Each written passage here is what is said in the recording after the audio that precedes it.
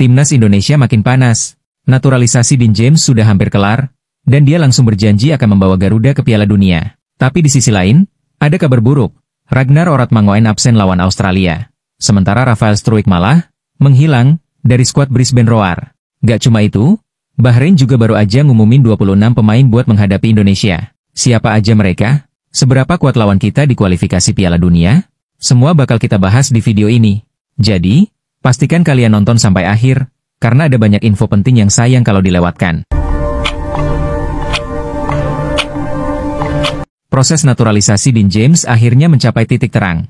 Gelandang Go Ahead Eagles ini, bersama Emil Audero dan Joey Pelupesi, sudah mendapatkan lampu hijau dari Komisi X DPR RI. Sekarang, tinggal menunggu persetujuan dari Komisi 13 dan Kepres sebelum mereka resmi menjadi WNI. Menariknya, Dean James gak main-main. Dalam sesi wawancara di rapat DPR, dia dengan tegas mengatakan kalau target utamanya adalah membawa Timnas Indonesia ke Piala Dunia 2026. Ini adalah kehormatan buat saya.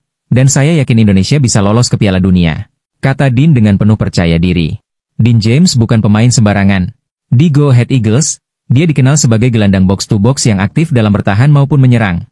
Dengan gaya bermain seperti ini, dia bisa menjadi tambahan kekuatan luar biasa buat Timnas Indonesia di lini tengah.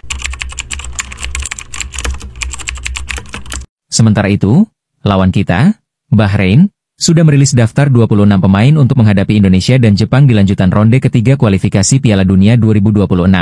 Yang menarik, skuad mereka punya kombinasi pemain senior dan talenta muda. Pemain tertua di skuad Bahrain adalah Ismail Abdul Latif yang berusia 38 tahun, tapi mereka juga membawa Said Al-Wadai, wonderkid berusia 16 tahun yang bermain untuk tim muda Villarreal. Ini menunjukkan bahwa Bahrain tidak hanya mengandalkan pengalaman, tapi juga mulai regenerasi skuad. Yang bikin kita harus waspada, beberapa pemain kunci yang membawa Bahrain juara Piala Teluk 2024 juga dipanggil. Mulai dari Ali Madan, Muhammad Al-Romaihi, Mahdi Al-Humaidan, hingga top scorer Piala Teluk 2024, Mohamed Marhon.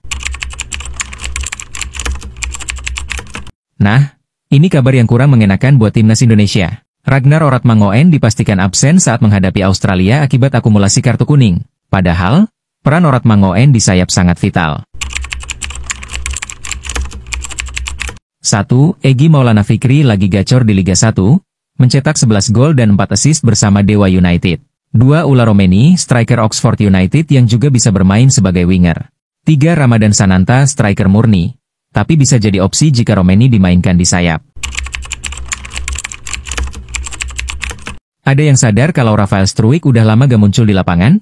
Dia udah 6 laga gak main di Brisbane Roar. Bahkan, klubnya pun gak memberikan penjelasan kenapa dia absen. Bisa jadi ini karena cedera, bisa juga karena kalah saing di tim. Yang jelas, posisi Struijk di timnas jadi terancam.